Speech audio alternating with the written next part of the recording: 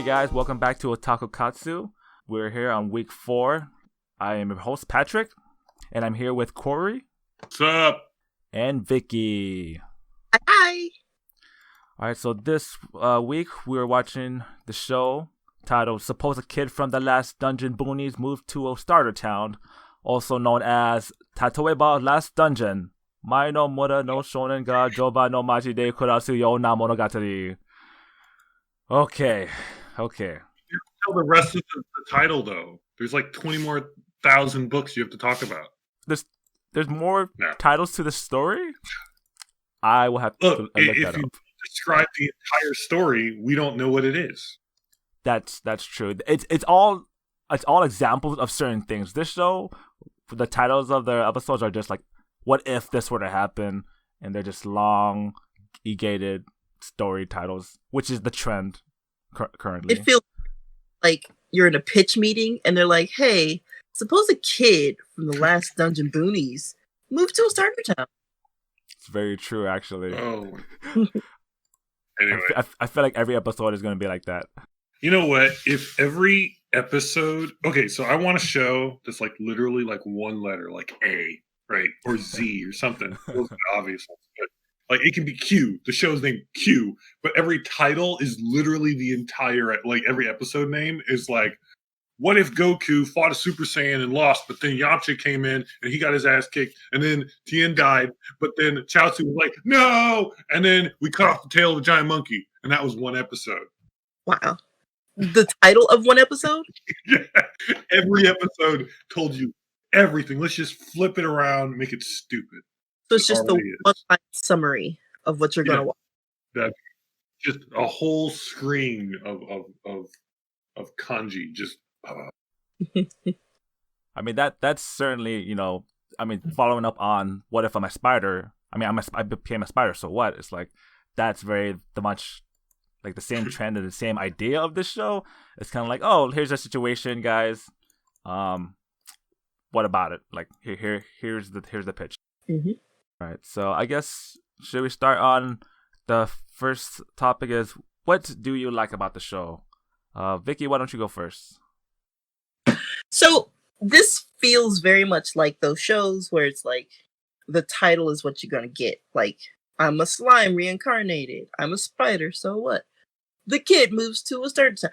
And it's kind of like, it's so many of those. But I do like that this feels very much like Gon from Hunter x Hunter being so strong. But this time the kid doesn't know it. And I'm kind of looking forward to, I like it. It's a spin on, oh, I'm so weak, but he's actually the strongest. Like, I can get behind that. It's an interesting take. I don't mind it. I also like the comedy in it of knowing that this kid is like the strongest, but he no one knows what to do with him. It's crazy. Yeah, I really like the comedy aspect. I found myself actually like laughing like many times throughout the show, with the slapstick and just kind of absurdity of it. Yeah. But it isn't like crazy over the top, like over the top or dramatic, weird, funny. Because it's like it's grounded within the fantasy, but we all understand that this kid is like so special. He's just the chosen one. I also thought, for some reason, I thought he looks like a Breath of the Wild Link to me. I wasn't sure. Does look like? Yeah. I mean, for me, I was like, is this Link? Is this young Link?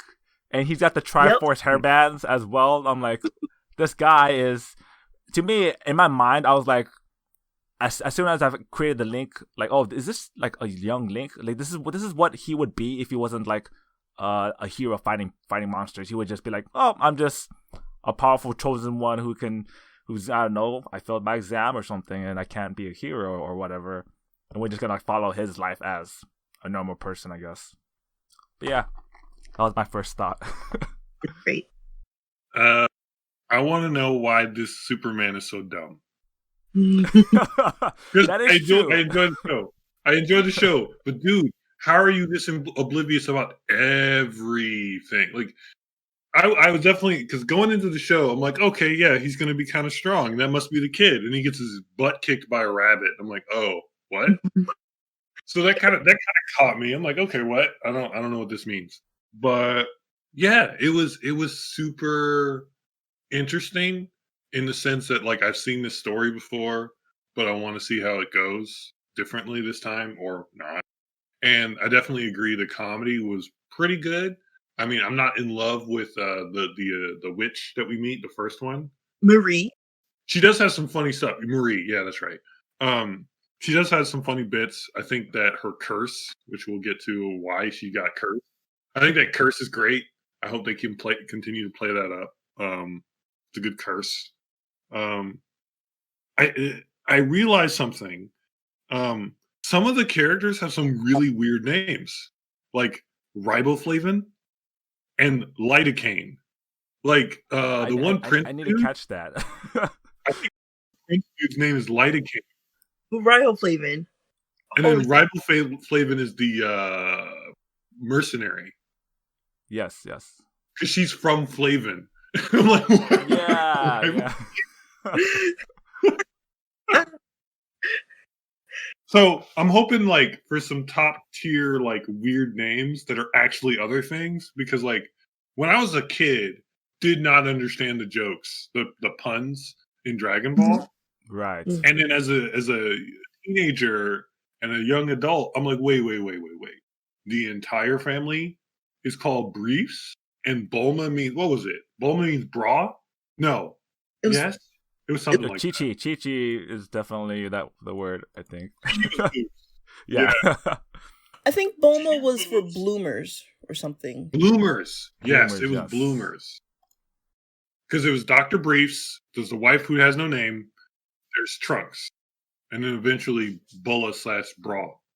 I mean, the best the naming convention is the Ginyu Force, which is the amazing like milk, butter, bread, or something like that. Yeah. Juice, butter. Jason Juice, Yeah. right? Yep. Oh man. Yeah, that's good. That was great. I wish more anime found clever ways to do that, because like then I realized, because then I went back and I'm like, wait, Piccolo, Pan, what?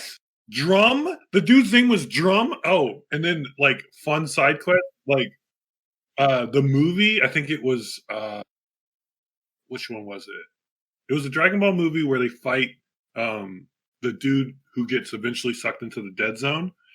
All of the people's names were like pizza toppings. Yeah. Man. You see, this is like that small aspect of it, like does so much. Is it Hideo? The guy that did Death Stranding and Metal Gear? Oh yeah, Hideo Kojima. Yeah, Hideo Kojima. Yeah, a few. Heartman. Yep. Mm-hmm. Yeah, that was a weird. That game is definitely an experience, and that's a totally huge thing going on. Walking Parent Simulator, great game. Oh, and then of course, back to the actual show we're talking about, the Belt Princess. Okay. Oh my goodness, yes, that's. I have many opinions about the Belt Princess, but Okay. is she or is she not a yandere? She is the yes. Yandere. She is. Yes. And I don't know why, but I gravitated towards her throughout the show. Like she's my pick.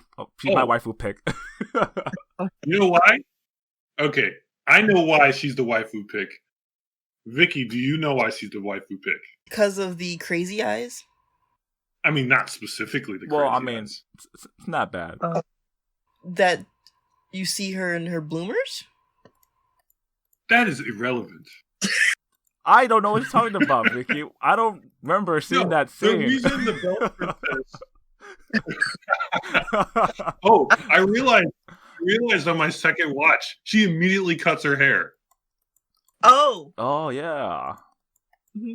Yeah. Like it's the most random detail, but she like had like obviously her hair was in the belt for what 20 years. I don't know how long, they didn't explain it. But then like it was super long, and then like the next time you see her, her hair is short. You're like, wait. Like I didn't notice it the first time I watched it. Yeah. But anyway, what is her name? Celine? Celine, yeah. Celine sounds right. Yeah. She's she is a very interesting character that has a lot more to her than I thought she would. Like, when she fucking she pushed that other chick so hard. Like, she's a strong character. She didn't think she was strong, and she thought the belt came off because of the strength of the other guy, Lloyd. Main character, yeah. Mm-hmm. But dumb Superman. Yeah, well, okay, first of all, Lloyd is a himbo Shota. Himbo Shota. The Shota himbo. That's what he's strong, respectful, and stupid. Yeah, dumb Superman. He's a himbo. He's got all three. He's a more handsome version of Bizarro. Which is just Superman, right? Right. He's dumb Superman. Calling him Bizarro is an insult. Dumb Superman is a compliment. Yeah, there you go. But holy crap, showing that whole other side just made the anime that much more interesting, because it was like, oh, she's gonna maybe murder somebody. Right. Yeah. And like, okay, so I didn't actually finish my part. Patrick's like, I don't get it, but go ahead. No, what's your part? I was just gonna say, the reason that Patrick and I are like, oh yeah, she's number one, is it's really simple. It's human, animal, man brain. It's just like, oh, she definitely is thirsty for me. I'm all about it. She will murder everyone for me. Yes, that is that. She is down to fight. Yeah, that's the F we're talking about. That's the instinct. Like when you're out on the prowl as a lion, you need another hunter to be with you. You know what I'm saying? Like, is she insane? Definitely getting close to insane. Is she Mironiki insane? We haven't seen it yet. She probably might be. I mean, like, what I love about this character is, like, she's supposed to be like, we're introduced to her like a cold-hearted person. Like, oh yeah, she's, you know, her mysterious past, whatever. Like, she's not gonna open up to anyone.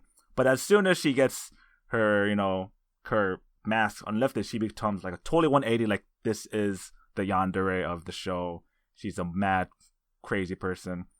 And like, we just get that instantly. She's a tragic character. Yeah. Yeah. I think it's a good example of when the quiet ones get freedom, they go wild. Yeah. That's true. Yes. It's like, you be careful around the quiet ones, because they'll be a yandere, and next thing you know, it won't be good. I mean that's not necessarily a bad thing. But let's move on. Okay. Was there anything else anybody else wants to say what they like? Because I have like two things or one thing. You could go for it. Okay. So I thought that the curse of what was it? The curse of repeated small misfortunes was great. And so she got that because so was it Marie had to introduce Lloyd, or was introduced to Lloyd because he came to her, and he was told to go to her because of like the witch sage whatever from his original village, his last dungeon boonie, as it were, called Kunlun. And so when she came in, he's like, oh, blah blah blah, and she's like, wait, where are you from? Who do you know? Oh crap. So then, of course, she gets mad because she thinks that her old teacher sent her this problem, and she calls her Lolly Baba because she's like short, looks like she's 12, and she's a grandma, I guess. And then she curses her with the curse of curse of repeated small misfortunes because she called her Lolly Baba, and apparently it's going to keep happening every time she calls her Lolly Baba. And then she like trips in her robe, she spills milk in her eye. It's hilarious. I think the curse has been lifted because Lloyd, sweet summer child that he is, wiped her face. An ancient rune that she can't even make herself. Yeah. Which is why the belt came off. Yes, right. That's that Lloyd knows how to remove those belts from the ladies. Yeah, exactly. That cloth is gonna, I feel like that's gonna play in the show. Like that he's just gonna have this magical cloth to just like wipe things and remove the curses or something. That's gonna be an ongoing gag. Cleaning things up, removing curses accidentally. I do like the dynamic between Marie and her mentor. That we get to see this character just transporting into a closet because she fucking keeps her crystal ball in a closet, and just coming over for tea, warning her away from like inappropriateness with the young child, who I don't know how old he is at this point. Is he an adult? Go 16. That's a good. I mean, that's a good, but to the point of the lolly grandma, like again, she looks super young, but the fact that Marie's calling her grandma, maybe, because like depending on like their village, I guess, because maybe they age or magic, makes it again. That's a whole different plot line that's like not talked about yet. But in the first episode, it's like there's that dynamic where, yeah, this lolly grandma is just is even more powerful than this, the Lloyd, the main character. Mm-hmm. So yeah, there's a lot of things that they could definitely play around with. So it'd be interesting to see. What's your third thing, Cori? I really only had those two things. Just Lolly Baba, I thought that was fun, and then the curse was hilarious. That's basically it. I really like that it's using the premise that there's all these ancient heroes and saviors, and they all just settled in this one place near the most dangerous place, and then just started having families. And they're so strong that their weakest is stronger than the rest of the world. Makes sense. I disagree. But what? I'll hold that. I'll hold that. Come on, the rich get richer, guys. The stronger get stronger. Come on. All right. So before we get into the things we dislike, which I'm sure are few and far between, did you have anything else, Patrick? No, I think I'm good. I mean, I liked generally about it, yeah. Okay, so I'll bring it back up then. So the reason I don't like it is because how? I want to know how. I mean, maybe they'll tell us, but they probably won't. It's kind of a gag anime. Right. How is he strong? Like that much stronger? Doesn't know it. And it grows up in this like hellscape. He thinks monsters are literally the worst thing in the world, like a demon lord. But then he's like, oh, this is a giant cricket that can crush concrete with its little foot. I think because compared to literally everyone else, he feels inadequate. Like you saw him as a child trying to catch this like monster bunny thing, and he couldn't do it, but his brother shows up and like beats the crap out of it. Like they're heroes and like saviors and so strong. It's all in the breed. But is my child gonna come out just 20 levels higher than everyone else? Like, you know what I mean? Like, it's not video game logic yet. It's not video game logic yet. Like, again, I like the show. I have a problem with it, but I'm a nitpick. I'm a nitpick on the stuff that doesn't make sense. Yeah, I think what's interesting about the show, again, because of the fact that it's not an isekai, it's its own fantasy world. I feel like it just makes sense. Like, oh, they're a strong village and they bear strong children. They're immune with the magic, I guess, as well. There's all because it seems like magic. It seems to be like a rare thing in the show. But we haven't really been introduced too much about it. Just even that simple, minor bad instance curse on the Marie. Like that seemed to be like a huge crazy magic, or even summoning rain is like Mary's like don't talk about it, like that's a normal thing people can do. So it seems like magic is like a rare commodity in the show. So that's good. That to me, that's already gonna be interesting because I feel like if they play upon that, like he's maybe one of the only people that can use magic in the show.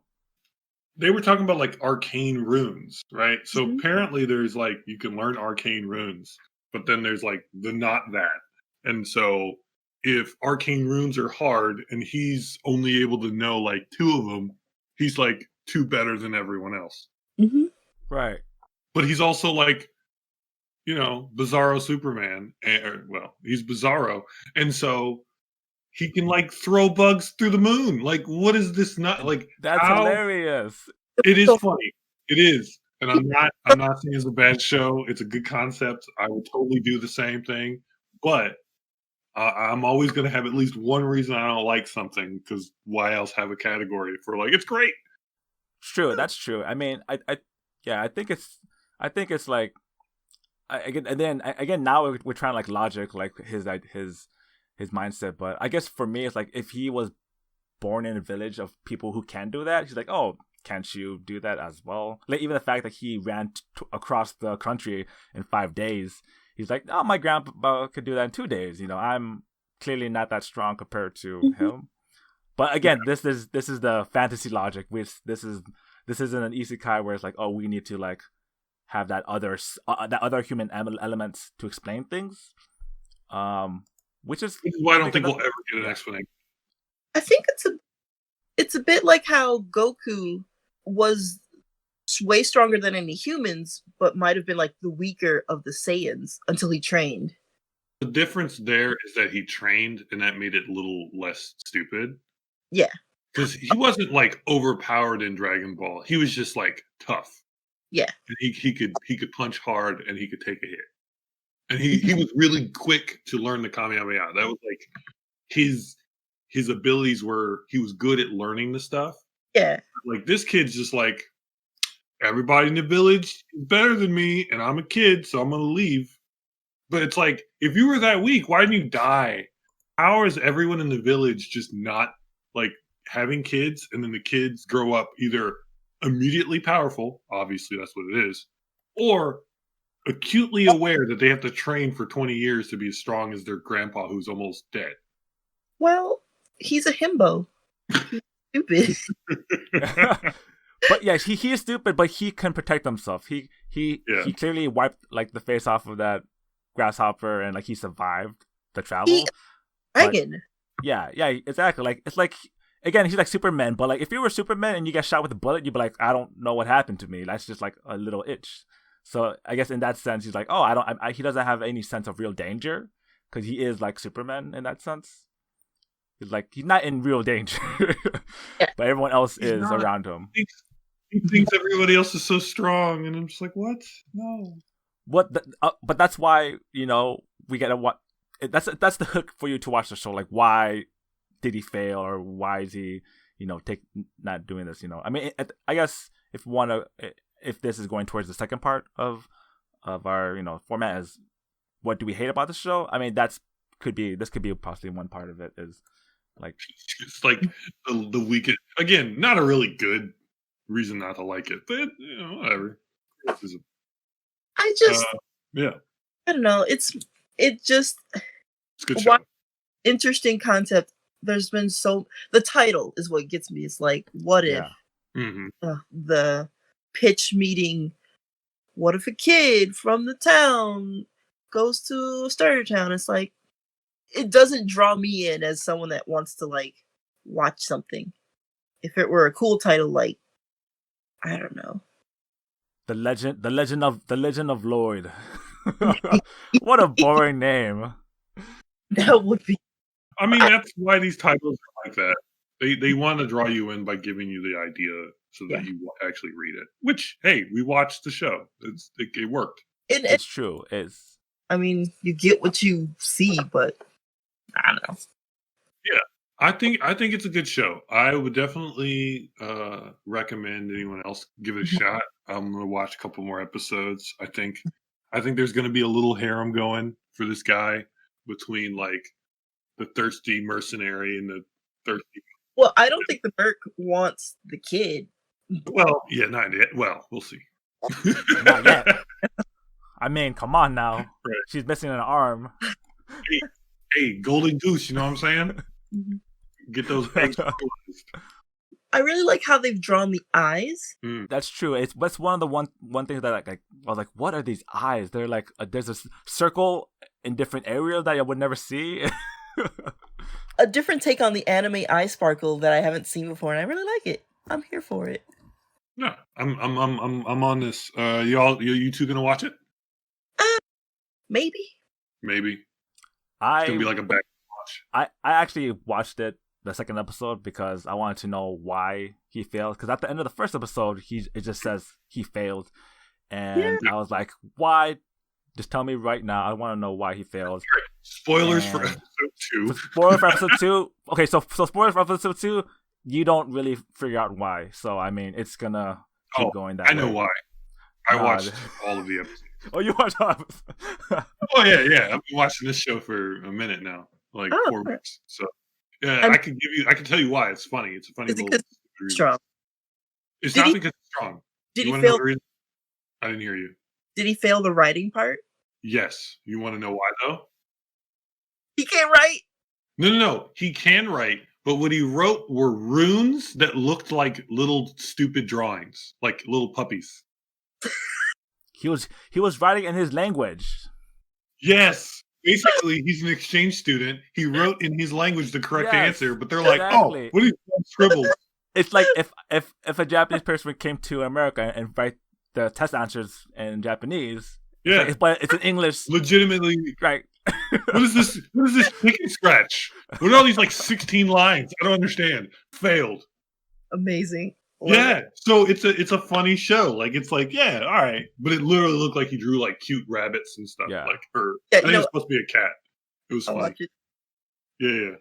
Cute writing. Yeah, that's why he failed. But yeah, you find. I guess you find out in episode 3, not episode 2. I forget. And I guess spoiler for episode 2, the comedy definitely kicks up a notch and a lot more slapstick. So if you enjoy that kind of stuff, this is a good show. Yeah, it's good. Unlike some shows. So shall we transition to our check-in with Vicky? Let's all right, moving on to check-in with Vicky. Welcome to Taku Katsu Nights, episode 4 with oh no, I got it.